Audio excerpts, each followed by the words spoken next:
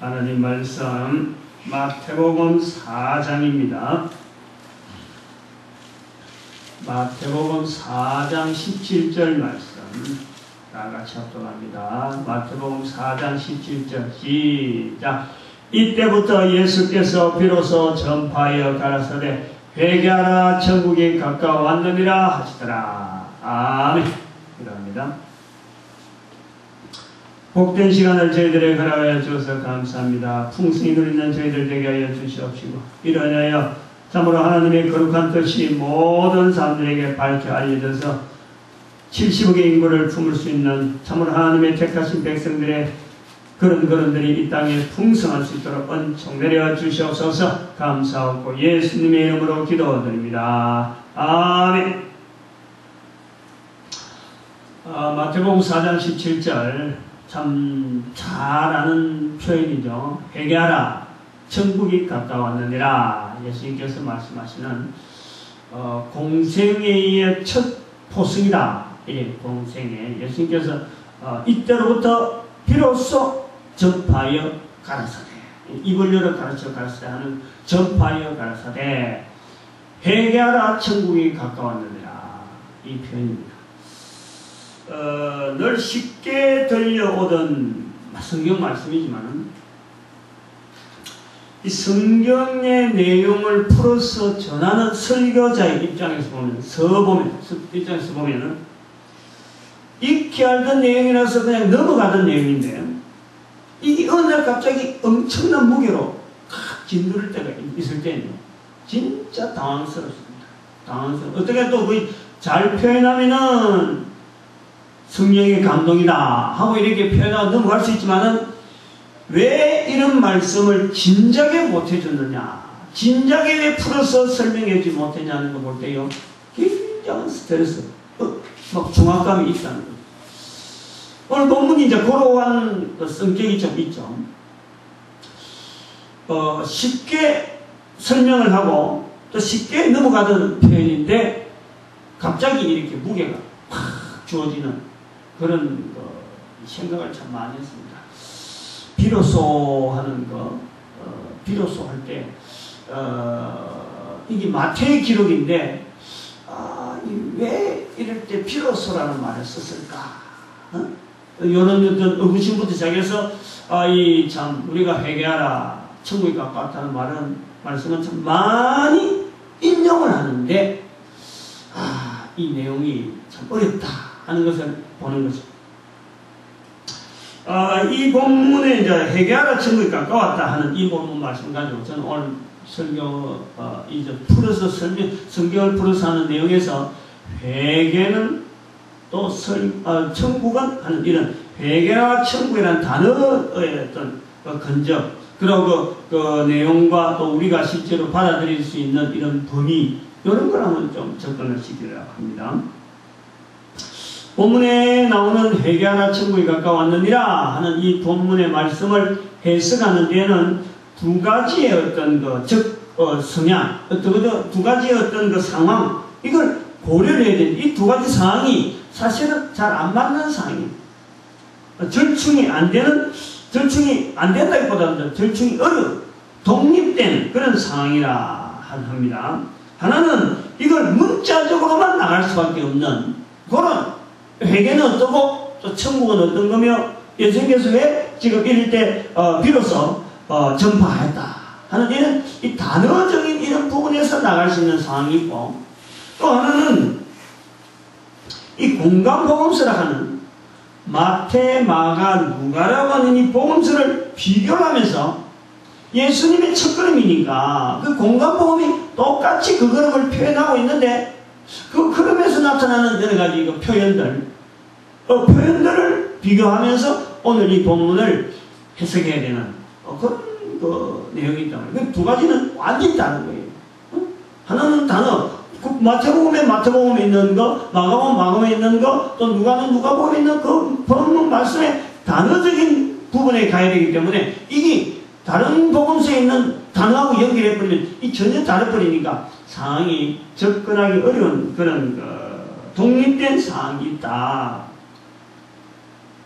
문자적으로 해석한다 그럴 적에 예수님으로부터 천국이라는 언어가 일반 사람이 들을 수 있고 보편화되어져 있는 분명한 시발점을 우리는 받아들이는 거예요.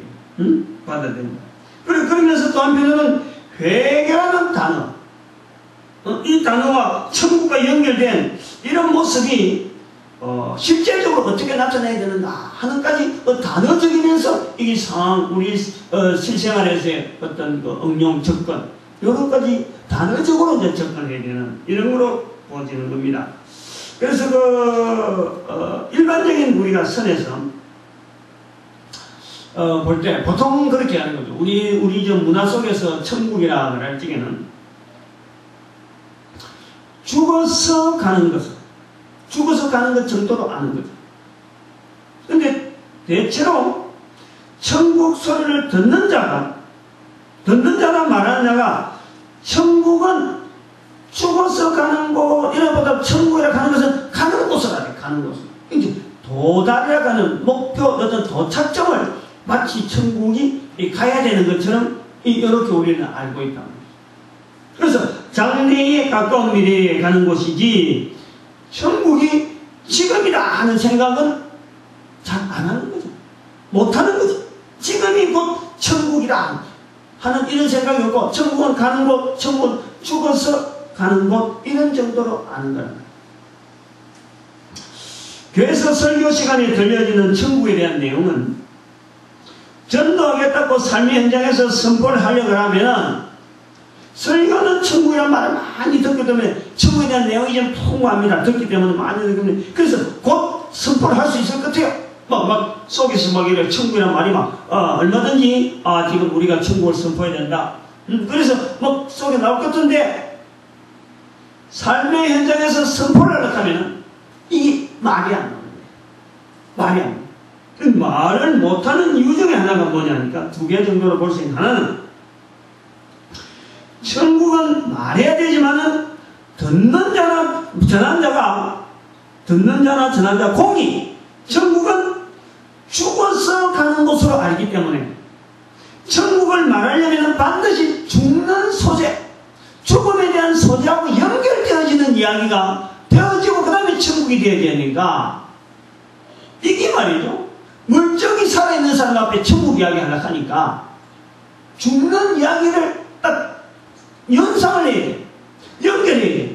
상대방한테 누가 뭐 죽은 사람이 있다든지 하면 그 이야기 끝에 나와야 되는 거지. 안 그러면 지금 어떤 죽음이라는 소재 속에서 이 천국이라 나오는데 일반 소재, 일반 이야기거리 속에서 이 죽는 이야기는 듣기가 굉장히 어렵잖아. 거기 그것을 억지로 만들어서 상황이라 막 이야기하니까 말이 안 나오는 거야. 그 연결되어지는 과정이 안 되는 거야. 그 대화 속에 들어갈 수 있는 틈이 안 나온다. 천국이란 말을 들어갈 자리고. 그래서 말이 천국이 좋은 내용인지 알면서도 또 누구든지 들을 수밖에 없는 내용이라는 것을 분명히 설교 시간이라든지 교회에서 생활에서 익히 들고 이제 말해야 되겠다 하는데 불구하고 이게 실제 생활 속에서 상황이 연결이 천국이 나올 수 있는 단어가 될 수 있는 상황이 안 되다 보니까 이게 막 감춰지는 단어가 되어버린 거예요. 많이 듣는 내용이 천국인데 제일 선포하기 힘든 단어가 또한 천국. 그렇게 해버려요. 그래도 두 가지 또 하나, 두 번째 이제 천국을 좀 말하기 힘든 부담이 되어지는 내용은 또 뭐냐면은 오늘 본문에 있는 말씀이 바로 그거예요.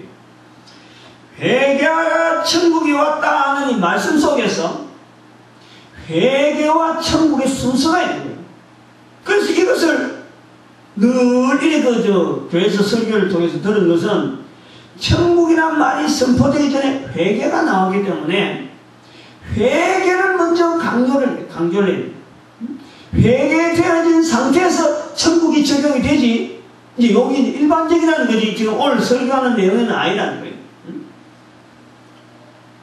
괜히 천국을 선포해봐야 헛소리 되기도 한다. 회개라는 그 과정을 통해서 그 다음에 천국이 들어가는 거고 천국이 되는 거지. 회개의 천국, 천국하고 회개가 아니고 회개하고 천국이 가까웠다라고 했기 때문에 회개 다음에 천국이다 하는 이 순서 때문에 이게 말이죠. 회개가 안 된 상태에서 천국이란 말을 멈칫멈칫하는 거예요. 응? 회개한 자에게만은 천국이 혈육이 있다 하는 것이 인식이 되시, 인식. 전부 다 거기 인식이. 그래서 막 회개를 강조하는 거죠.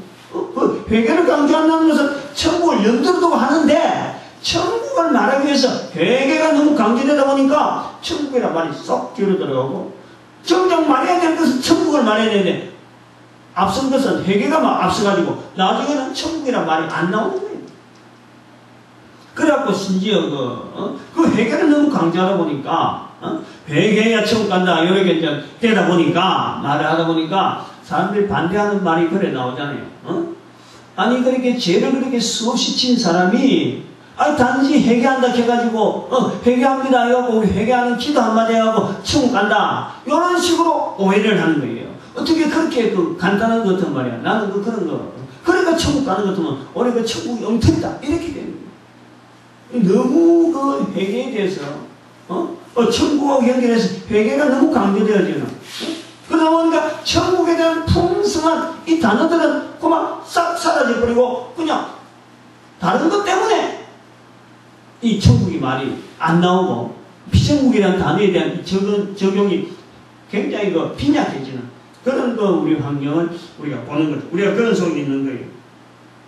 그래서 여기서 일반적으로 잘 알려져 있는 예화, 요 예화는 맞다는 게 아니고 이런 것이 교회 통용이 되어 있는 예화다. 그러니까 여기서 우리는 예화 속에서 이 오늘 설교 말씀 속에서 이 자꾸 동영상이 있으니까 이걸 자꾸 반복해서 보고는 우리가 지금 교회에서 쓰고 있는 언어, 특별히 천국과 관련된 언어가 얼마나 지금 잘못 사용될 수 있는가. 요걸 좀 깨뜨려야 돼. 그 깨뜨리라고 지금 오늘 본문을 갖고 하는 거고, 그러고 천국이라는 표현을 많이 외치라고 알리라고 지금 이렇게 지금 주제를 그래 잡고 있는 거예요.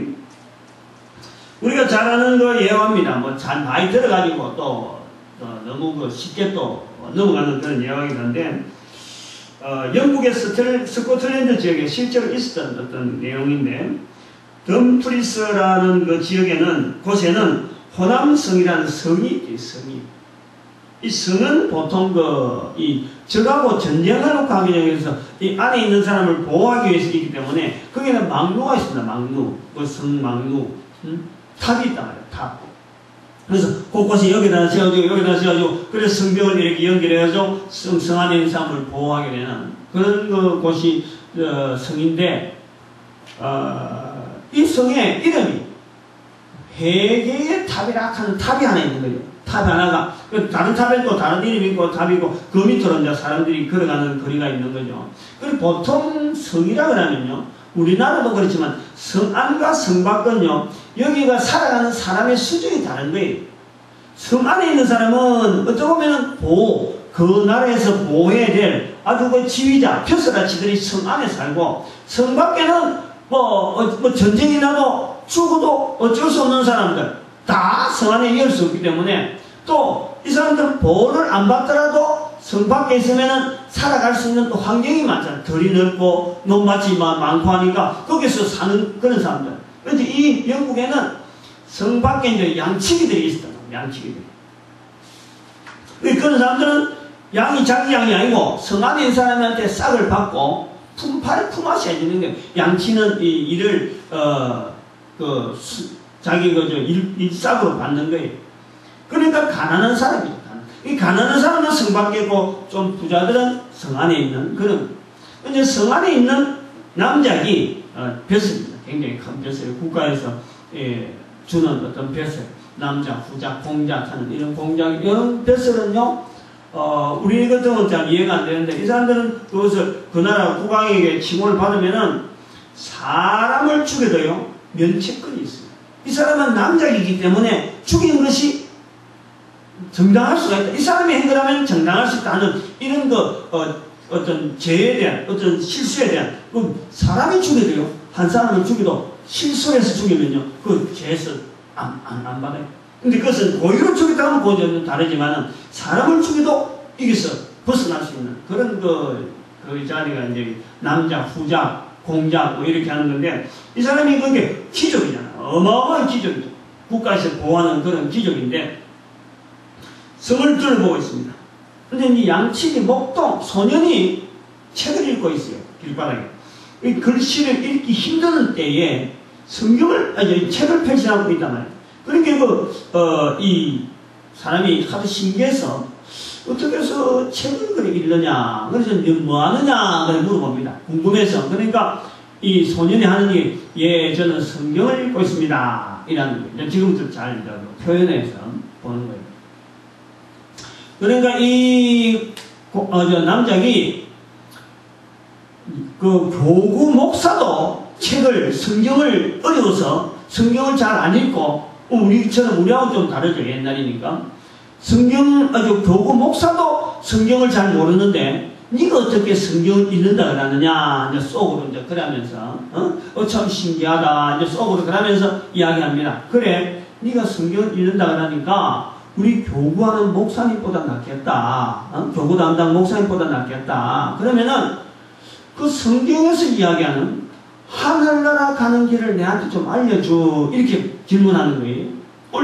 천국을 갔다 왔다 하는 이 표현을, 이 성경 전체에서 하늘나라 가는 길을 지금 이렇게 길을 가면서 이제 하늘나라 가는 길을 좀 알려줘 하고, 그 애를 이제 네가 성경을 알면 얼마나 알겠느냐 하고 비꼬아서 하는데, 이 소년이 글을 읽다가 하늘나라 가는 길요 하면서 저기 아까 말씀한 회개의 탑, 회개의 탑인데 저 탑을 돌아가면 돼요 하고 대답하는 거예요.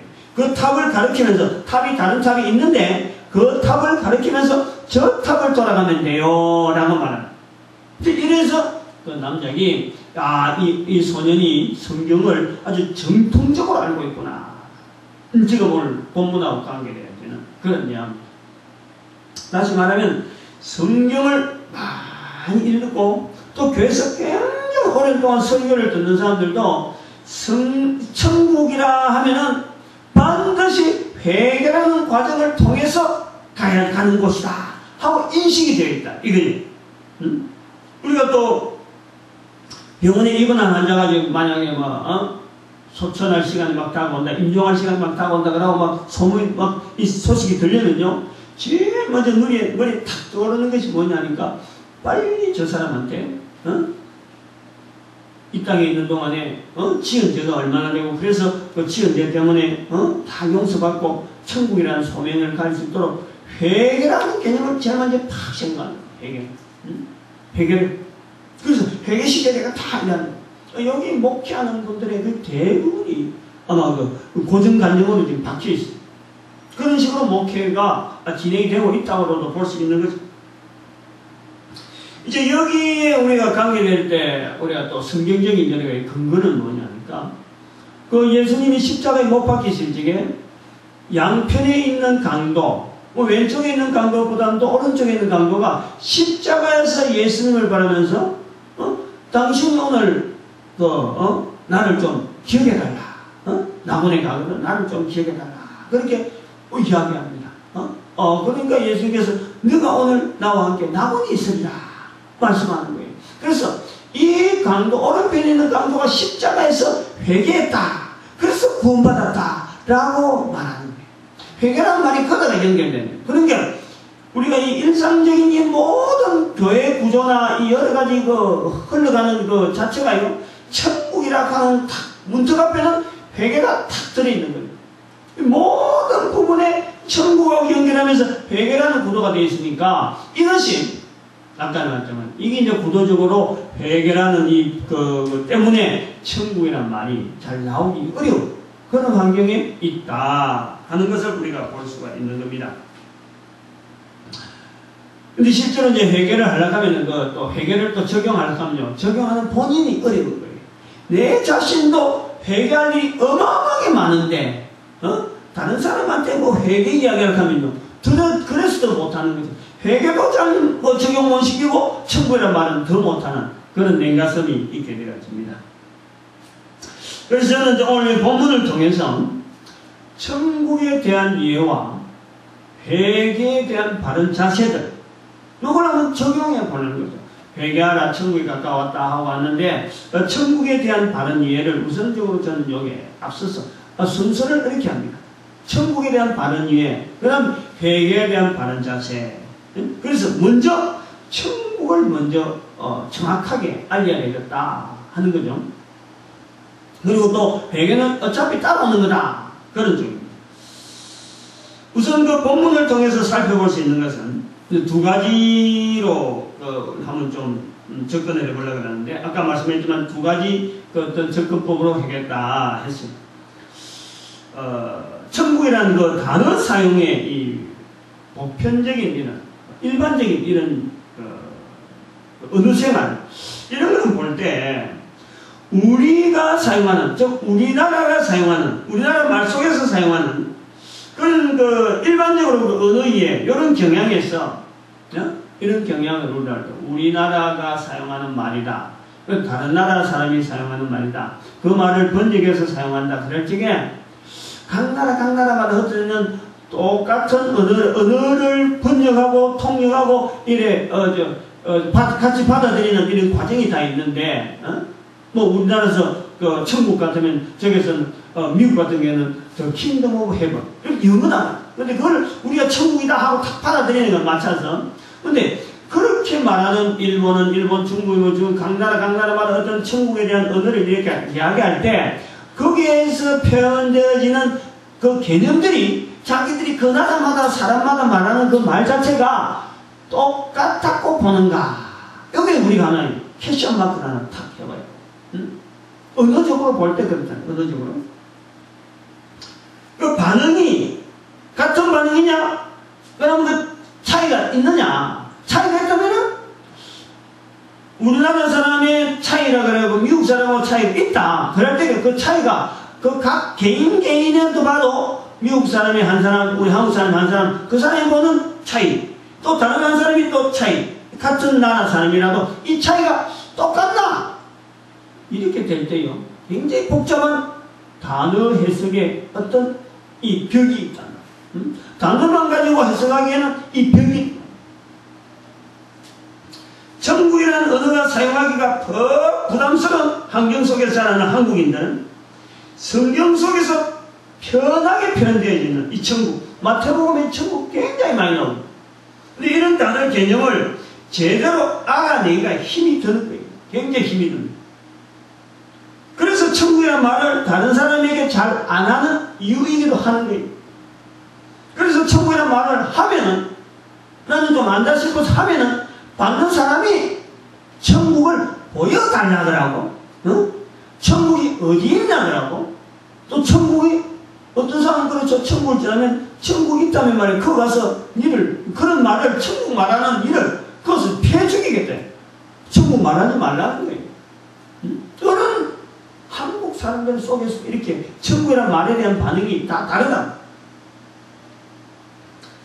그래서 예수님께서 천국에 가까웠다라는 말씀을 하셨는데, 우리는 일반적으로 모이면 대개 하는 말로 사는 그런 천국하고 우리가 말하는 천국하고 예수님께서 나타내려는 그 표현에서 천국이란 말이 같은 내용이었을까 하는 이 단어적인 부분에 우리는 한번 접근을 해봐야 되는 거예요.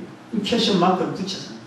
그래서 이런 질문을 할 때 각 나라마다 다르고 또 같은 민족 안에서도 같은 단어를 쓰는 사람들 속에서도 천국이라는 말이 다 다르는데, 요렇더라도 요런 속에서도 그러면 같은 의미의 천국이냐 할 때 예수님의 천국과 우리의 천국이 같은 내용일까? 또 예수님의 천국과 예수님이 말씀한 천국과 미국 사람들이 말씀한 내용이 말하는 그 표현하는 천국이란 말이 같은 내용일까? 중국은, 일본 사람은 그 사람들이 가지고 있는 천국이라고 하는 개념과 예수님이 말씀한 천국이라는 내용이 같을까라고 할 때요, 대답하는 종류는 두 가지밖에 없어요. 같다라든지 안 같다라든지, 이거 두 가지밖에 없어요. 그러나 그 둘 다 정답이 돼야 된다. 둘 다 정답이 돼요. 이 아주 묘한 이런 의미가 바로 본문을 통해서 우리한테 접근하는 거예요. 바로 이런 부분 때문에 이 단어가, 이 성경 해석이나 이런 것이 간단하게 넘어가는 것 같은데 이게 어렵다. 크게 이제 무게를 가지고 온다는. 그렇다고 해서 이게 무조건 같다 안 같다 둘 다 답이 같다 해서 그런 대답을 한다고 해서 당신은 그럼 참 옳은 대답을 했다라고 또 말할 수가 없는 거예요. 충분한 설명이에요. 충분한 설명. 바른 설명이 되어야 된다고 보는 건데, 예수님의 천국이라는 단어를 사용한 환경, 우리가 아는 또 사용하는 그 천국이라는 말은 분명히 다릅니다. 뭐 같을 수가 없습니다. 그러나 그 다른 이유가 분명히 있음에도 불구하고 같아야 되는 거예요. 같아야 되는 거예요. 같아져야 되는 아주 중요한 표현이에요. 예수님의 천국이라고 말씀할 때 그 언저리 가지고 있던 그 사회환경, 그 내용하고 예수님이 그렇게 보는데 우리가 천국이라는 말을 쓸 때 일반적으로 보편적으로 우리 사회에서 보는 거 아니에요. 절대 같을 수가 없습니다. 그런데 같아져야 되는 거죠. 그래서 아까 대답이 같다라는 말을 해도 되고 같지 않다는 말을 해야 되는데 그 둘 다 같이 믹스가 돼요. 믹스. 그리고 이 대답을 같아져야 되는, 같지 않음에도 불구하고 같아져야 되는 데에 필수적으로 필요한 단어가 바로 회개라는 단어예요. 회개라는 단어. 천국을 설명하는 데라든지 천국에 대한 개념을 이야기하는 데라든지 천국에 대한 각 나라마다 다른 그 언어, 그 속에 있음에도 불구하고 그 천국이 같아져야 될 때 거기서는 반드시 회개라는 단어가 더불어서 표현되어져야 이게 하나의 전체 틀이 되어져요. 연결해져야 돼요. 연결. 이제 접근하는 방법에는 두 가지 측면을 이제 살펴보려는 거죠. 접근하는 방법 두 가지 측면. 첫 번째, 천국의 사용의 개념이 예수님과 우리와 분명히 차이가 있는데 그 이유는 2011년 우리의 그 역사가 말이에요. 그 5,000년의 역사가 있는 우리 민족이 한 자리에 있는 거예요. 한 민족이 전 세계에서 보기 드문 아주 특이한 현상으로서 한 민족 단위로 국가가 한 국가의 체제가 지금 있는데 역사가 5,000년이 되어졌다. 쉽지 않습니다. 굉장히 어려워요.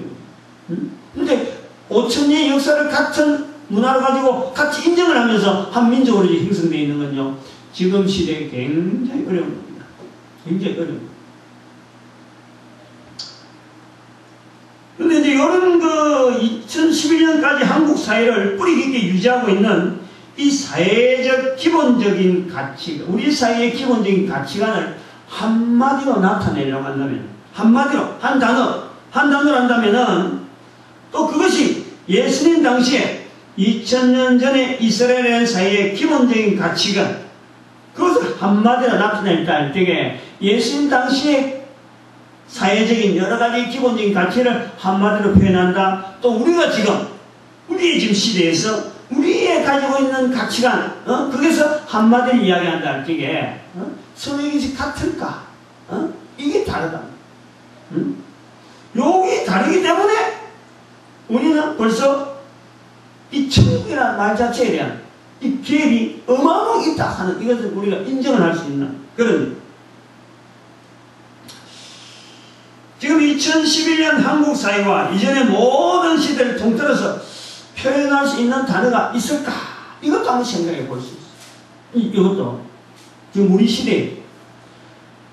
그럼 예수님 당시에 2000년, 지금부터 2000년 전 예수님 당시인데 2000년 전에 예수님 당시에 올 때까지 이스라엘 역사를 통틀어서 대표할 수 있는 단어가 하나 있는가 하면은 또 우리는 우리 시대에서 대표해서 통틀어서 표현할 수 있는 단어가 하나 있을까? 요걸 하나 해도요. 아까 어렵다 하는 것을 우리가 알 수 있지만 또 우리 시대, 지금 시대에 우리가 말할 수 있는 우리 시대의 대표적인 단어라 하면은 뭘 말할 수 있을까? 이것도 아마 말하기 힘들 거예요. 지금 당대의 세대에도 아마 말하기 힘들 거예요. 오늘 아침에 마침 텔레비전 보는데 그 MBN 그 방송, 텔레비전 그 유선 방송에서 MBN 방송에서 그 정운갑 씨의 뭐 집중 분석에 나오는데 거기에 보니까 전 한국은행 총재, 이제 대담을 하는 거, 전 한국은행 총재 이름을 내가 자세히 안 했습니다. 그러면서 우리 경제에 대한 문제가 뭐며 우리 전체 그 사회, 한국 사회에 그 전반적으로 가야 될 그런에서 어떤 것을 해야 되느냐 하고 이제 지금 그분을 통해서 한국은행 총재가 있으니까 그 전체를 다 꿰뚫어보는 눈이 있으니까 한번 의견을 들어보더라고요. 그리고 들어보는데 우리나라 지금 경제 자체는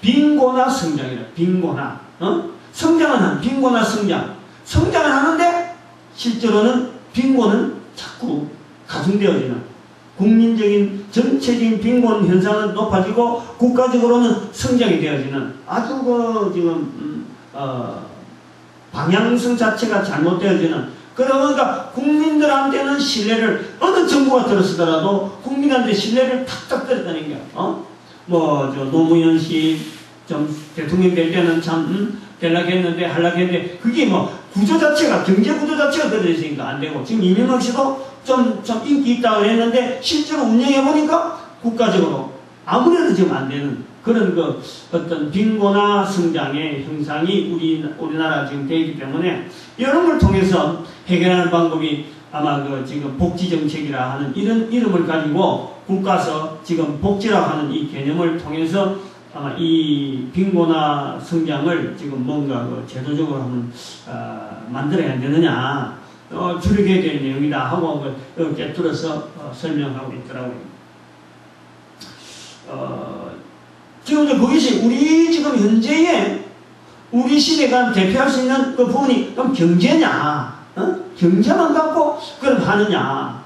그 경제를 한다 하더라도 대부분이 지금 누구든지 경제, 돈 버는 거, 먹고 사는 거 이렇게 이야기한다 할 때 그러면은 지금 우리는 이 말씀 자체를 지금 현재를 두고 성경에 회개하라 천국이 가까웠다 할 때에 요 개념 자체가 예수님 시대 지금 2000년 전에 말씀하신 예수님의 시대 말씀이라고 그 말씀을 할 때 예수님은 그러면 이 말씀 자체가 그 사이에서는 어떤 무게를 두고 있던 말씀이었느냐 오늘 우리가 경제를 가를 적에 그 시대의 경제를 가지고 이야기하면은 서로 간의 시각이 비슷해서 경제적인 상황에서 흐름이 되어지는데 만약에 여기서 예수님이 말씀하신 이 말씀 자체가 그 시대에 그 당대에 아주 중요한 이슈를 가지는 표현에 대한 말씀이라고 하면 지금 시대에서 우리가 읽을 때에 이 바꿔야 될 이 자세가 한두 가지가 아닌 거예요. 어마어마하게 뒤틀려 있는 거예요. 글씨를 보는 표현 우리 자세부터가 벌써 저 멀리가 있는 그런데 성경을 가까이 해서 단어적으로 해석을 하면 굉장히 무리가 나올 수밖에 없는 지금 우리는 환경에서 이 말씀을 듣는다라는 것을 지금 말씀하는 거예요.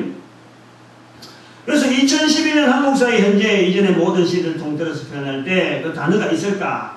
없다. 왜냐하면 정부 구호마다 나오면은 다 정부 구호가 대통령마다 슬로건이 아주 다양하니까 없다라고 볼 수 있는 거죠.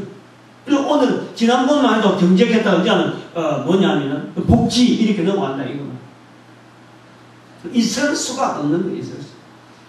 왜냐하면 우리는 지금 말이에요. 잘 살고 우리나라 역사 속에 보면은 정치 경제 구도가 널리 넘어옵니다. 같이 넘어오는데 우리는 말이에요. 세뇌를 당해왔다는 걸 알아요. 세뇌를 정치하는 사람들이나 경제하는 사람들에게 이 보도라든지 그런 정치 여러 가지 그걸 통해서 우리가 세뇌를 당해서 그 세뇌 그 어떤 언어에 대해서만 늘 이렇게 힘올려고 하는 거예요.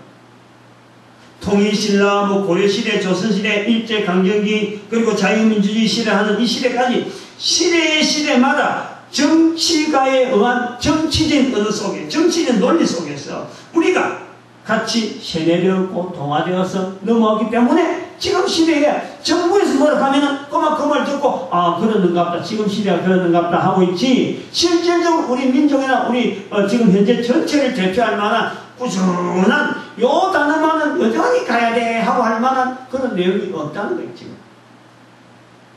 여기에 비해서 예수님이 계시던 이스라엘 사회 예수님이 계시던 이스라엘 사회에서는 예수님께서 그 땅을 통해서 전 세계 사람들에게 구세주로 오시잖아요.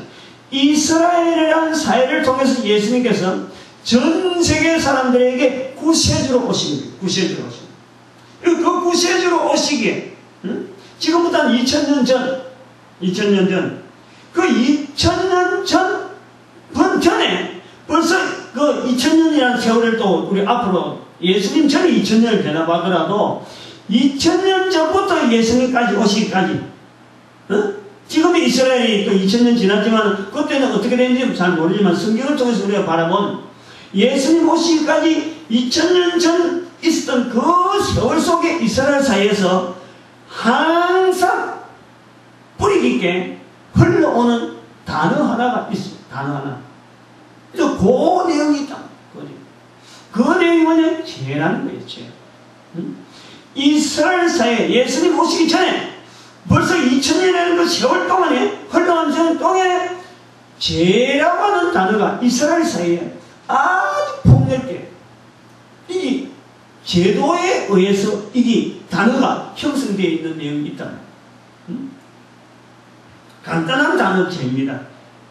이스라엘 백성들은 죄지은 이스라엘, 죄지은 한 인간으로서 죄 용서하시는 하나님에게 나아가는 훈련이 사회의 제도 속에서 만들어져 있었고 그것이 예수님 오시기까지 2000년 동안 이어져 왔고 그것이 곧 성전을 중심해 가지고 사회 구도를 형성해 놓고 있는 거예요.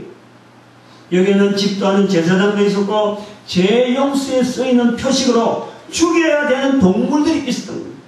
그것이요 2000년의 이스라엘 역사 가운데 꾸준하게 넘어가고 하나의 제도로 만들어서 예수님 당시에 있었다라는 거예요. 이스라엘 백성들은 자신의 죄를 인정하면서 성전에 가는 것이 몸에 배있어. 그리고 이러한 구도를 기본으로 이스라엘의 사회가 유지가 되어 오는 거예요. 비록 로마에 의해서 정치적으로는 완전히 힘권이 없는 것 같아도 이스라엘이라는 사회가 흩어지지 않고 유지되어 있는 것은요, 바로 이 죄 용서되어지는 바로 환경이 자기들에게 주어져 있다는 거예요. 이스라엘 백성들이 거기에 위로를 받는 거예요. 그 죄라고 하는 이 단어가 이스라엘 백성들의 모든 백성들 속에서, 내지 속에서 아주 뿌리 깊게 폭넓게, 그래서 죄 용서라는 것은 바로 성전에 가서 자기들이 대신 짐승을 죽여서 죄 용서하시는 하나님의 그 은혜를 자기들이 누리는 또 그런 기회를 가지려고 그 1년 내내 준비하는 거예요. 1년에 3번 성전에 가는데 그날에 성전에 가려고 평소에 있는 자기들의 죄에 대한 여러 가지 부분에서 막 고민하고 고충도 하고 그래서 그걸 쌓아놨다가 성전에 갈 때 짐승에게 그 죄를 얹어서 짐승을 죽이다. 이런 것이 사회를 이루는 이스라엘 사회를 이루는 기본의 골격이에요. 골격. 우리가 천국이라는 단어를 사용할 때 바로 이 배경에 이스라엘 역사를 놓쳐버리면 천국은 처음부터 잘못 이해하는 게 되는 거예요. 그래서 같지 않다라고 하는 거예요. 이스라엘 백성들은 성전에 제사 드리러 갈 때마다 자기의 죄 때문에 죽어야 되는 그 동물을 보는 거예요. 언제든지 자기 본 데서 자기가 그 죄를 얹고 자기가 지은 죄를 그 머리 위에 짐승에 죽어야 되는 머리 위에 얹고는 짐승이 죽는 걸 본다는 거예요. 그런데 그때 볼 때의 자세가 뭐겠냐? 볼 때의 자세. 죄에 대한 멀리 하려고 하는 거예요. 결국 죄 용서받으려고 오기 때문에 죄에 대해서 멀리 하려고 하는 그 자세와 한번을 들어서 거기에서 죄 용서하신 하나님 앞에서 자신의 자리를 찾는 거예요. 그것이 회개입니다. 회개. 그것이 회개예요. 죄에 대한 인식과 죄 용서를 바라는 회개의 자세가 이스라엘 백성들에게는요 보편화되어 있어요. 이게 일반화되어 있다는 거예요. 회개라는 말 자체가 이스라엘 백성들에게는요 어려운 말이 아니에요. 그 설명해서 이라는 것이 회개다 저라는 것이 이런 것이 아니라 그래서 성전에 가서 재물 죽어가는 짐승 자기의 죄 때문에 죽을 때 그걸 바라보는 그때 느끼는 마음이 사람마다 다 틀려요. 그것이 회개하는 거예요. 회개. 그런 가운데 회개하라 천국에 갔다 하는 이 말씀에서 천국이나 회개라는 단어 그 뜻을 우리가 알았다 그랬다고 알았다. 그렇다고 해서 알았다고 한들 우리가 지금 설명을 해서 이런 것이 회개라 하고 할 때 알았다고 한들 우리가 그걸 표현할 때에 제대로 표현할 수 있느냐? 그게 불가능해요. 그걸 인정해 버린 거죠. 일단은 그걸 인정해요. 우리로는 회개, 성경에서는 회개와 그와 연결되어지는 천국을 우리가 설명하고 그 뜻을 다 알아가더라도요, 불가능. 문화가 벌써 안 됩니다. 성전에서 점을 잡고 죽이는 이 문화는 그 사람들이 2000년이 되었고, 우리는 그런 이야기를 말로 듣는데 그게 가능하냐? 불가능. 그것을 우리가 일단은 인정을 해요. 우리 사회는, 우리 대한민국 사회, 전 세계 나라 중에서 몇몇 그러고 또 이런 여기 뭐 이스라엘처럼 죄에 대해서 인정하는, 죄를 받아들일 만한 이 문화를 가진 문화가 많지 않아요. 제가 보니까 요즘 예수님이 자꾸 발달하니까 이래 보니까 인도가 죄에 대한 인식을 많이 하는, 그래서 그 사람들은 수행이라 하는 이 표현을 많이 쓰는데, 불교에 대한 어떤 영향이, 아마 불교도 그런 영향에서 죄에 대한 것을 인정을 많이 하는 그런 하나의 종파라고 보는데, 이 우리 사회는요, 우선적으로 우리가 고려해야 될 것은 죄에 대한 개념이 약한 거예요. 죄에 대한 개념도 약하고, 이 죄에 대해서 일어나가 안 돼서 일어나는, 죄를 받아들이는 그 자세가 일치가 안 돼 있다니까, 일정하지 않다니까. 내가 말하는 죄, 가까이 살고 있는 사람의 죄, 서로 만나서 죄에 대한 이야기를 하지도 않지만 해라 그러면요, 죄를 다투리. 한 집에 같은 밥상을 먹고 같이 먹고 사는 부모, 형제, 자녀들이 각각 죄에 대한 의견이 다투리. 한 집에서 그렇다, 한 집에서. 그리고 심지어 말이죠, 심하다고 여겨지는 것이 뭐냐니까, 죄라고 하는 것에 대한 긴장감이 없어요. 긴장감이. 경찰이 와서 데려가면은 그때서 덜커덕, 아이고나 내가 이제 죄 지었는가 보다, 겁을 덜덜 내고, 경찰 앞에 가면 덜덜덜 싸고, 아주 오금이 저린. 경찰이 오기 전까지는 당당. 지금 서울시 교육감, 박노현 교육감 같은 경우도, 그래, 후보 시절에, 서울시 교육감 되는 후보자들이 여러 사람 나오는데, 상대방 후보들 다들 매수해가지고 못 나오게 하려고 상대 후보에게 돈을 줬다는 거 아닙니까? 그래서 자기가 단독 후보로 나와가지고, 결국 단독 후보니까 뭐 당연히 교육감 되고, 돈으로 매수했기 때문에 지금 이것이 자기가 이익을 청탁했는데, 발표로 했는데도 불구하고 그렇게 한 것이 죄에 대한 개념이 없어서, 당첨이 될 때는 돈을 주고 했지만은 지금은 교육감으로서 책임감이 너무 중하기 때문에 내가 이걸 도무지 못 낳겠다. 그래 나옵니다. 이래가지고 지금 교육계가 이게 되겠느냐. 교육을 해야 되고 방향을 주고 바른 길을 내고 죄에서 멀리하는 길을 가르쳐야 될 이 교육감이 죄에 대한 개념이 없는 시대에 우리가 지금 살고 있고, 떵떵거리나니까. 책임감이 없어요. 책임감. 막중한 책임감 때문에 도무지 교육감을 벗어날 수 없다. 놓지 못하겠다. 그런 논리를 가지고 있어. 그런 논리를.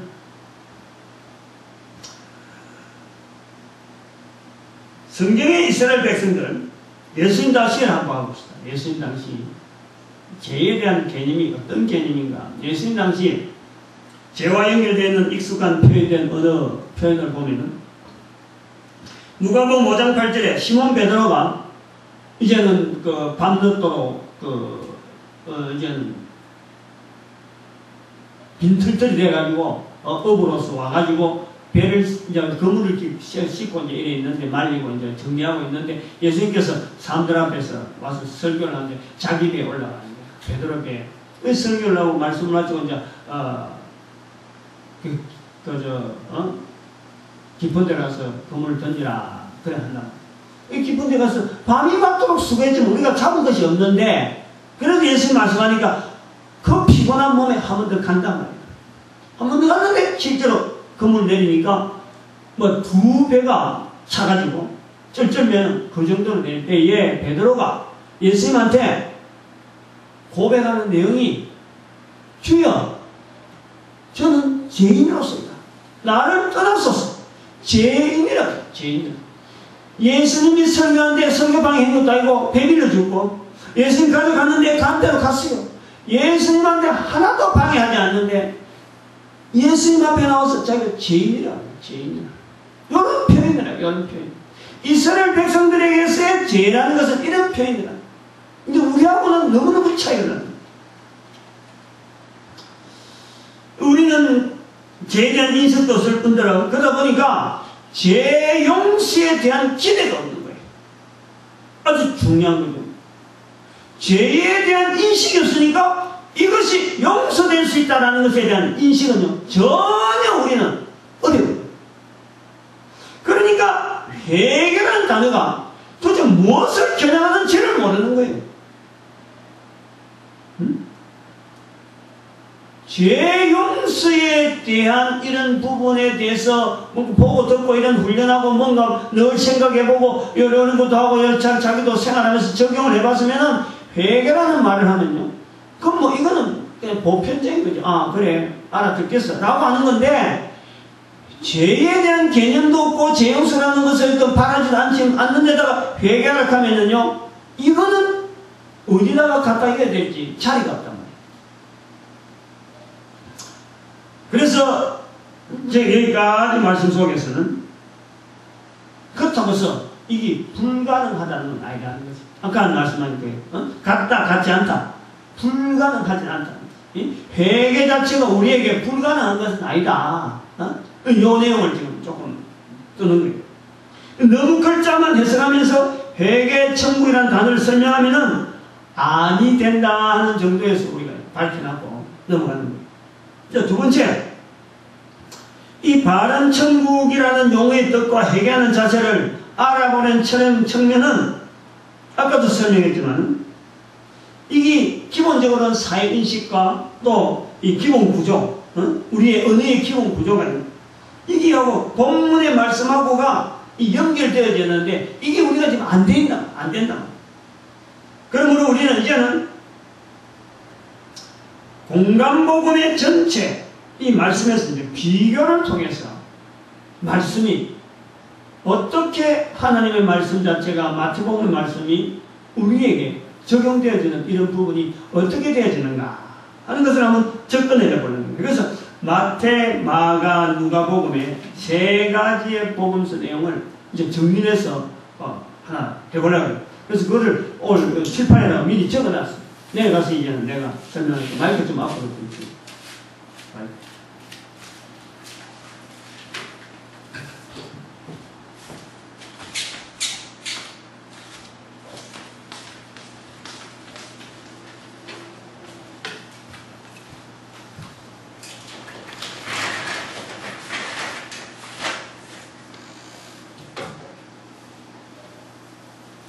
주일날 설교하면서 가끔 내려온 적이 있는데,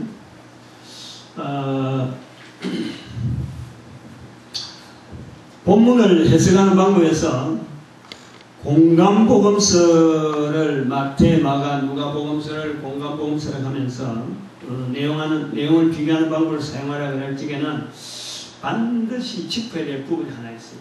그것이 뭐냐니까 기록 순서가 누가 빠르냐, 어느 성경이 먼저 기록된 이것이요.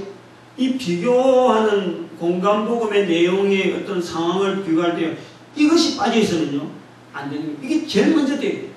그런데 마태, 마가, 누가의 공간복음이라고 할 때 이 순서, 요한복음은 어차피 맨 뒤에 쓴 거는 뭐 어느 복음서보다 제일 늦게 쓴 거는 일반화되기 때문에. 그런데 이 복음서 세 개를 할 때에 이것은 신학자, 좀 말하면 신학자들이 숙제입니다. 숙제. 좀 일반화, 하나로 안 뭉쳐져 있어요. 어떤 사람은 누가복음 하는 사람 많이 없고, 거의 대부분 마가복음을 이야기하고, 마태복음 있다 하는 사람도 있긴 했는데, 그건 좀 약하다. 저는 철저하게 마태복음, 우리가 수요일날 강의했을 때 말씀했지만, 마태복음이 우선이다. 마태복음 우선이고, 그 다음에 마가, 그 다음에 누가복음이다. 이렇게 하는 것을 전제를 하고 있는 거예요. 이건 신학자의 숙제고, 계속해서 연구해야 될 부분이지만은, 근거를 이야기할 적에 왜 마가가 우선이냐, 마가복음을 이야기할 때 하는 사람들이 그래요. 마가복음은 양이 작다.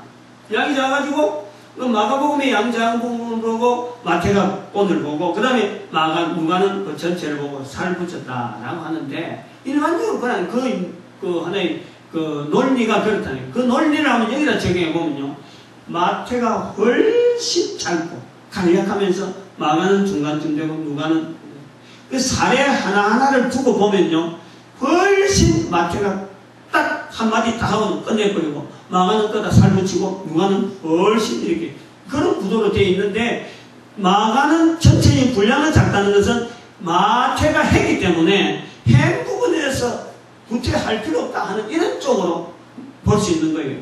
그래서 마가는 분량이 적게 나오고 있는 거예요. 부분의 사건 속에는 양이 많은데 설명을 하는 것도 많고 한데 그 전체적인 때는 작은 이유가 그렇게 있다라고 제가 봅니다. 그래서 다음에 언제 한번 시간이 되면은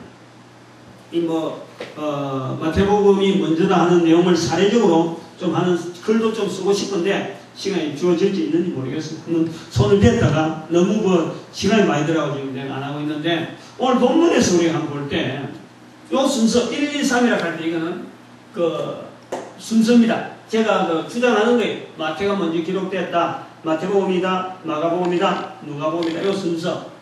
그리고 편지에 글로서 마태, 마가, 누가. 그래서 이 편지글을 할 때는요, 항상 읽는 독자에 대한 배려가 항상 있어야 되는 거죠. 이게 누구를 겨냥했느냐?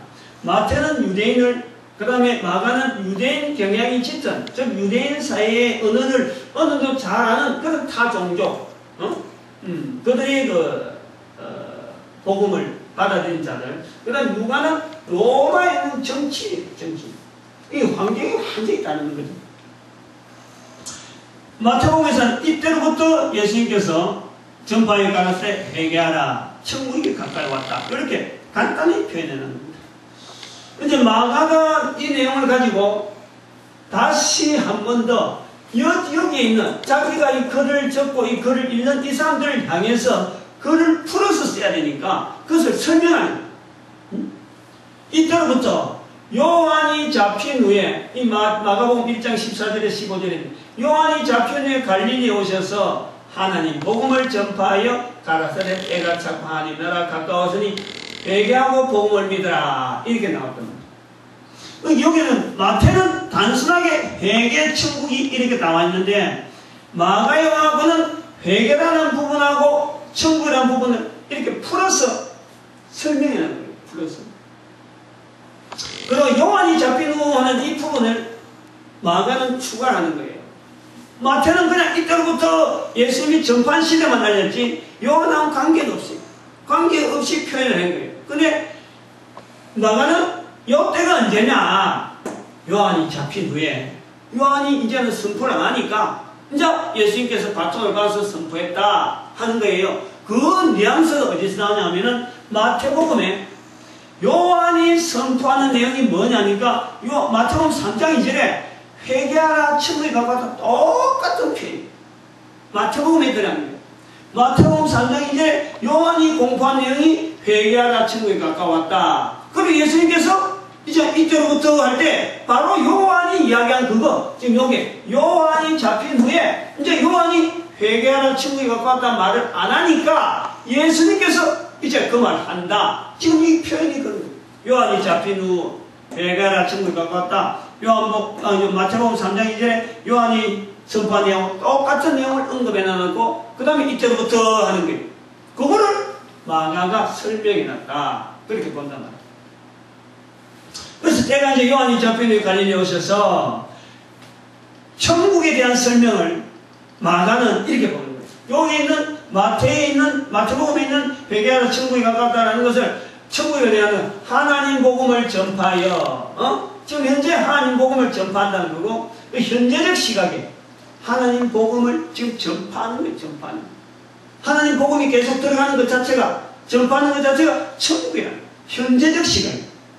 가라사대 때가 찼고 하나님 나라가 가까웠으니 개인적으로 현재면서도 하나님 복음을 전파한다. 현재면서도 개인적으로 너한테 지금 왔다. 너한테 왔다. 지금 이 사람들에게 멀리 예수님 지금 예수님이 성천하셨는데 바로 성천하신 예수님 그에 대해서 너에게 지금 왔다는 거지.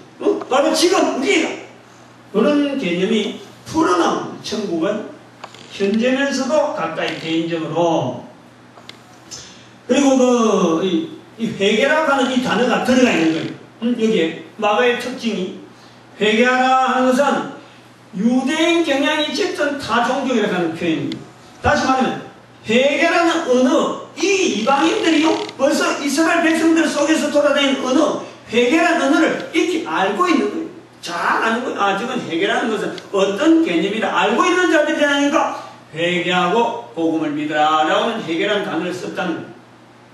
그리고 여기서 마가가 바라보는 회개라는 것은 이제 이 사람들에게 풀어주는 거예요. 회개라는 것은 일반 이스라엘 백성들이 그렇게 쓰고 있는데 그것을 더 구체적으로 하려면 복음을 믿으라. 복음. 사실은 이 복음을 믿으라 하는 속에는 예수를 그리스도로 고백해라 하는 그 표현이 바로 회개하는데요. 같이 연결됩니다.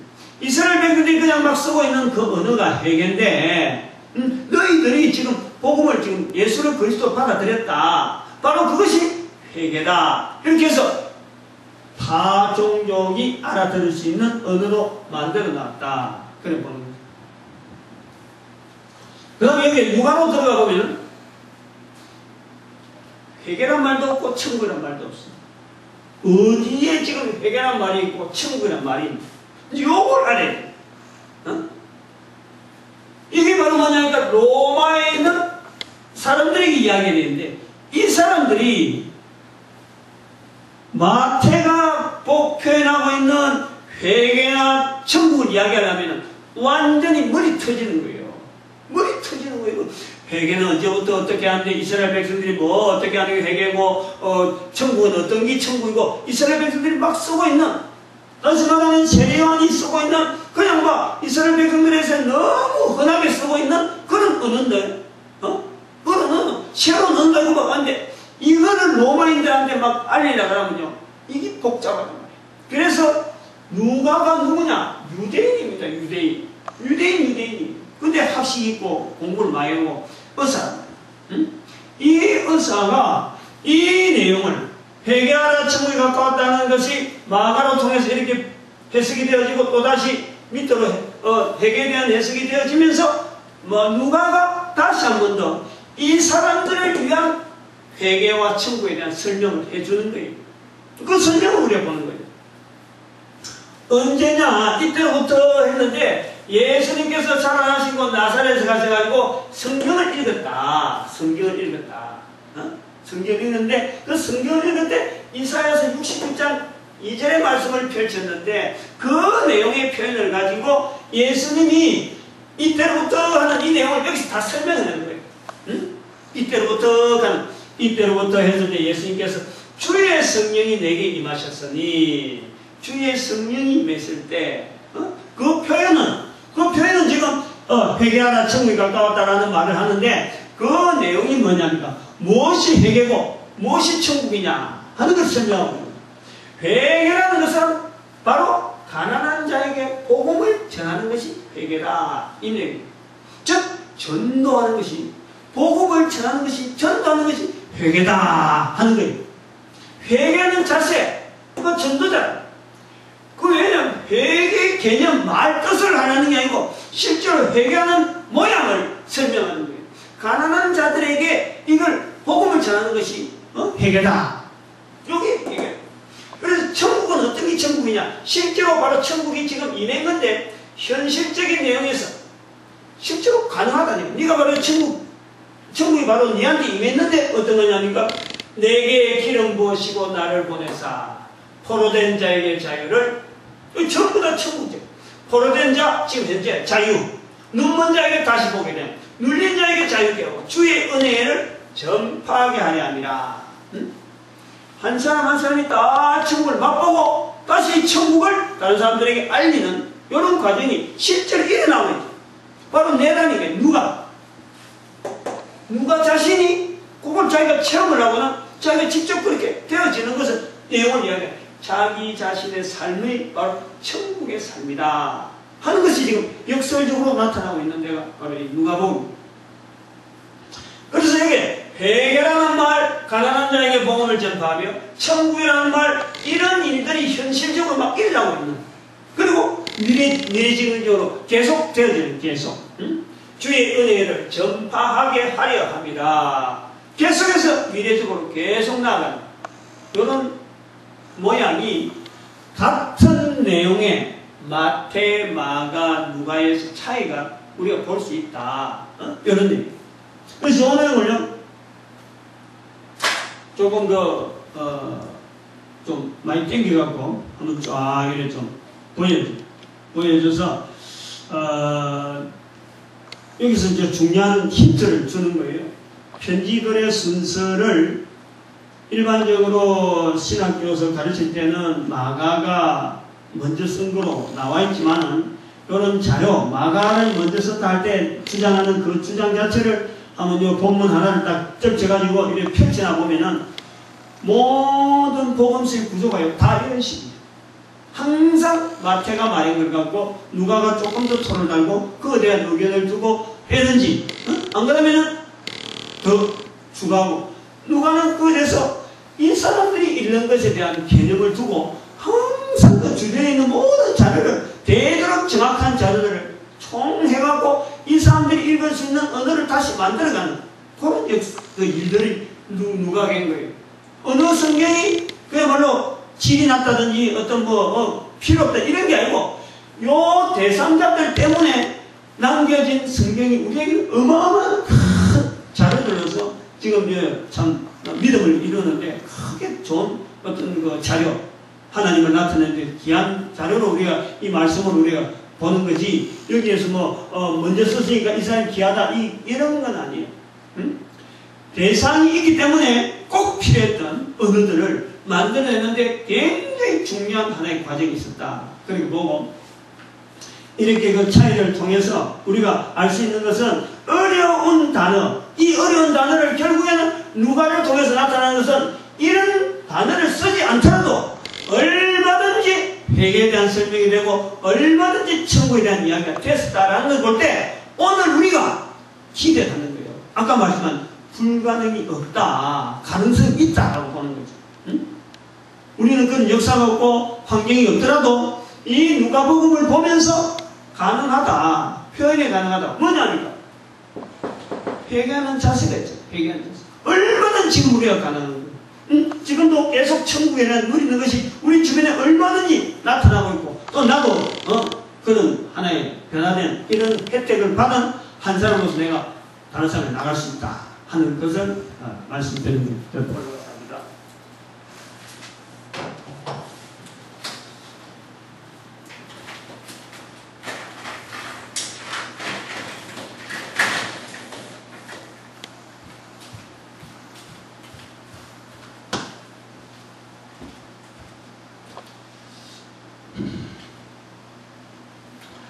이제 정리 겸 해야 되는데, 지금 한국 백성들, 대한민국을 포함해서 전 세계 70억의 인구,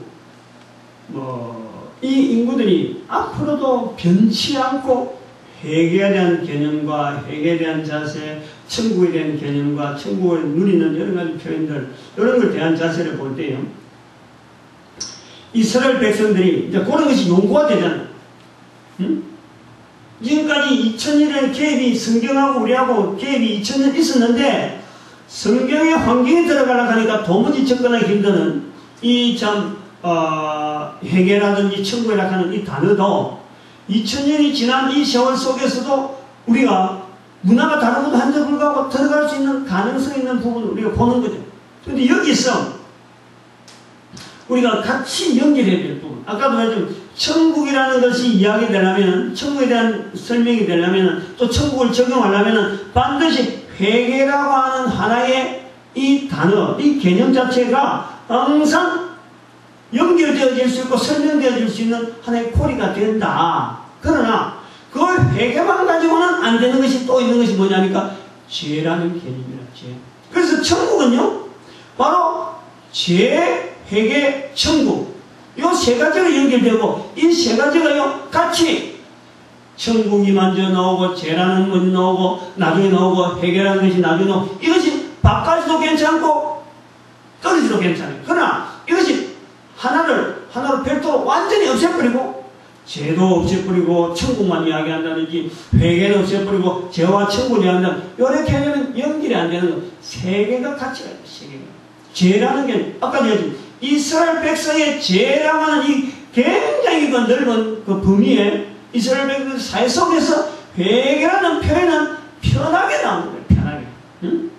요한이 뭐 해결한 말 썼다고 해서 누가 아니 바리새인들이 와서 왜 당신 왜 해결한 말 썼느냐 듣도 보도 못한 언어를 썼다 이렇게 하지 않고 일반적으로 알려져 있는 용어 여기 요한이 전하는 소리가 딱 끝나니까 그 다음에 예수님이 받아서 요한이 잡힌 후에 하고 마가는 그걸 계속 이어주는 예수님의 그 회개하라 천국이 가까웠다는 말씀 자체가 계속 이어지는 그 광경을 보여주듯이 회개하라 천국이 가까웠다는 것은 이스라엘 백성들에게서는 새삼스러운 말이 아니라 근데 새삼스러운 말이 아니고 평범한 말이 되었는데 그 말의 내용을 예수님이 첫 선포로 이어놓은 것은 마태복음에서도 이어놓은 것은요 예수님의 이 선포 자체가 앞으로 모든 백성들이 편히 듣고 이스라엘 백성들은 편히 듣고 너무너무 잘 알고 있지만 이게 모든 백성들이 편히 듣고 또 보편적으로 들어야 되는 그런 언어로 성령님께서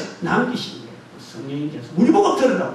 이스라엘 백성들은 편히 듣고 늘 이게 보편화되어 있는데 우리는 문화 자체는 안 돼 있어도 말야로 바로 듣고 그 언어를 통해서 우리의 삶 속에서 이스라엘 백성들이 누렸던 회개의 환경과 천국이라는 환경을 누려라 하는 것을 우리에게 알려주는 거예요. 근데 그걸 알 때는 바로 우리가 못할 수 없는 것이 바로 모든 사람들이 다 죄인이라는 거예요. 다 죄인. 이스라엘 백성들에게 기본이 깔려있는 게 바로 죄라고 하는 그 기본적인 환경이 있는데 그 관련 중에서 회개하라 천국이 가까웠단 말이 나왔듯이 모든 인간들 70억 인구가 다 죄인이라는 거예요. 여기서요 이 단어를 반드시 우리가 연결해야 돼요. 연결해야 돼요. 천국, 회개 연결해야 될 것이 바로 죄라고 하는 이 단어랍니다. 그래서 죄인으로서 회개와 천국이다. 죄인으로서.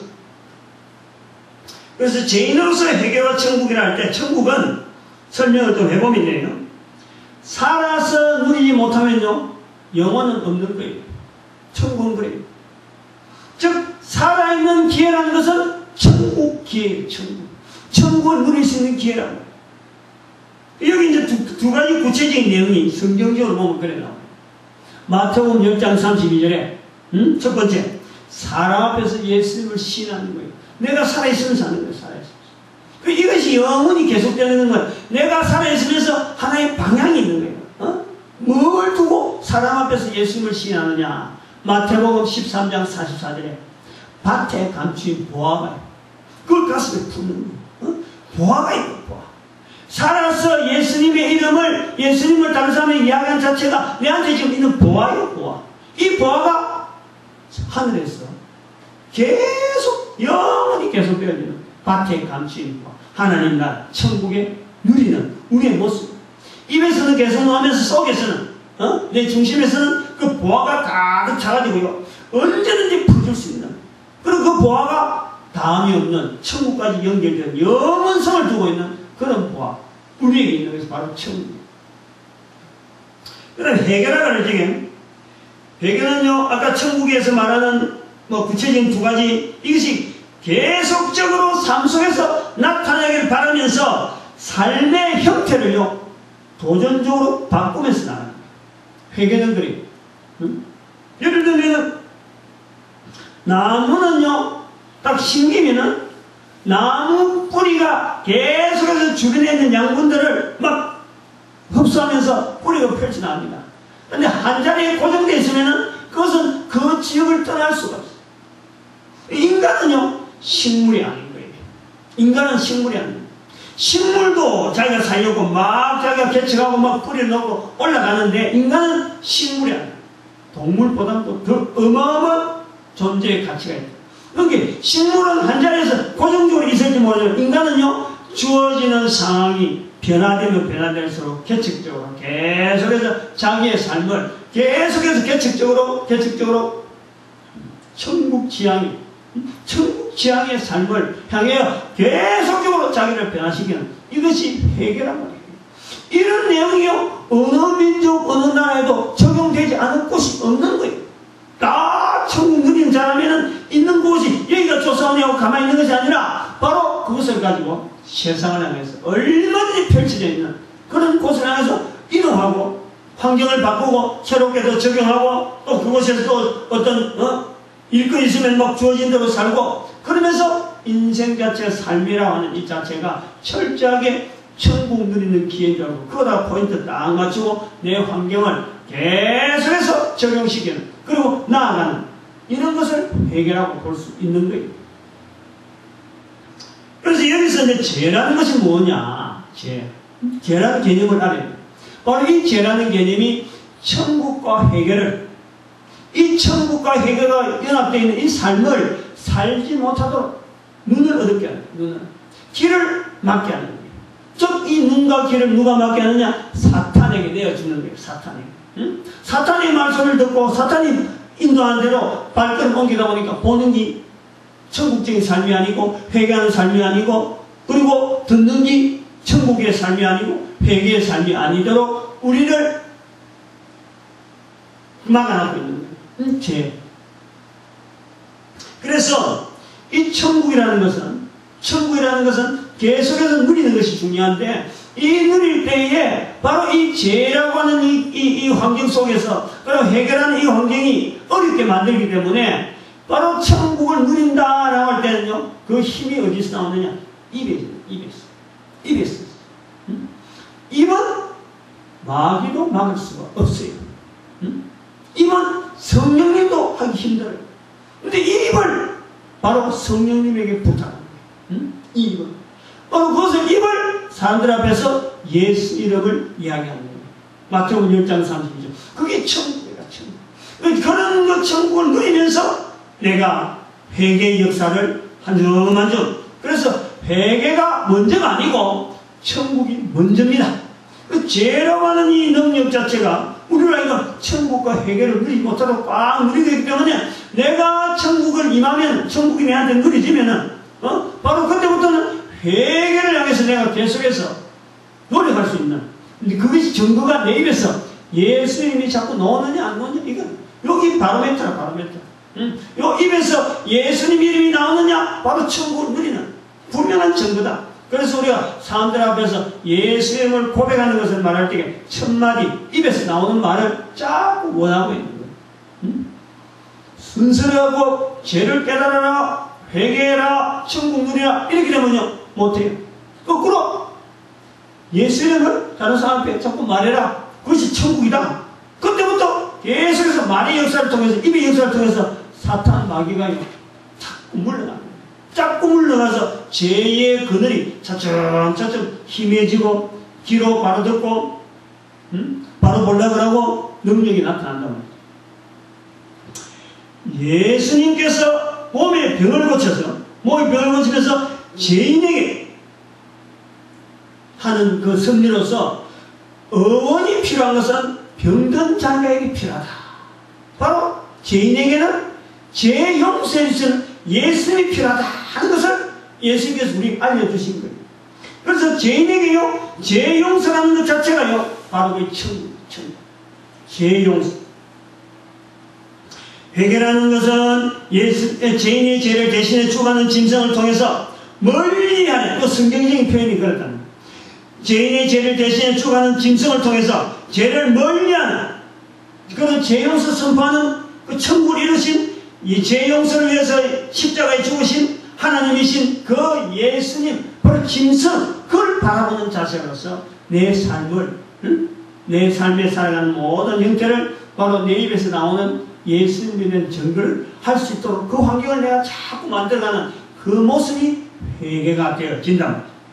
계속 유지 죄 용서의 선포를 내 입에서 다른 사람 입에 선포할 수 있는 다른 사람 귀에 선포할 수 있는 이것이 계속 유지되어 가는 것을 우리가 회개의 과정을 보고 바로 죄 용서 선포한 자체를 천국 그리고 죄 용서 자체에 대해서 바로 예수 그리스도를 통해서 우리를 자꾸 드러내는 이 죄를 극복하는 이런 모습이 바로 죄와 회개와 천국에 대한 이 세 가지가 융합에 들어가서 하나로 돼가지고 우리한테 지금 믿음으로 하는 이런 구도로 우리 인도하고 있는 거예요.